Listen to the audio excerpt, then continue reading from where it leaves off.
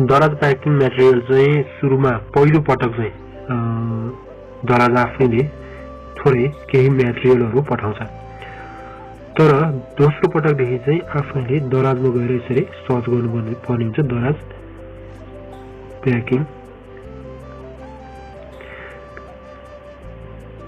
Material भनेर search गर्नुपर्ने हुन्छ दराजको एपमा गएर अथवा दराजको वेबसाइटमा गएर। अब प्रोडक्टहरू फरक हुन्छ। अब कुनै यो चाहिँ अब यस्तो खालको चाहिने पनि हुनसक्छ अथवा यस्तो खालको बबल ऱ्याप पनि चाहिने हुनसक्छ। फरक खालको प्याकिङ मटेरियलहरू चाहिने हुनसक्छ।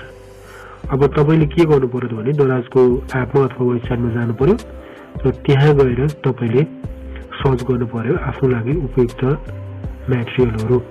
त्यहाँ चाहिँ अब दराजको आफ्नो यसरी लोगो भएको यस्तो दराजको यो फ्लायर पनि हुन्छ, प्याकिङ मटेरियल बन्डल फ्लायर भनेर लेखेको छ। यी चिजहरू हुन्छ। यो अर्डर गर्दा चाहिँ अब यसको साइज हेर्नु पर्यो।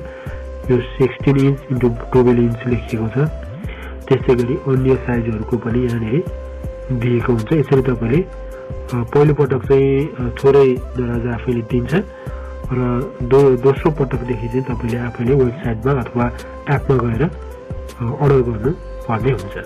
अब मटेरियलहरू कुन चाहिएको त्यो तपाईँले सेलेक्ट गर्नु पर्यो। अब कुनै यस्तो कार्टुन पनि हुनसक्छ अथवा यस्तो खालको प्लास्टिकको फ्लायर पनि हुनसक्छ, बबल्स पनि हुनसक्छ। कुन चाहिएको तपाईँलाई त्यो तपाईँले निर्णय गर्नुहोस् र त्यसपछि तपाईँले अर्डर गर्न सक्नुहुन्छ।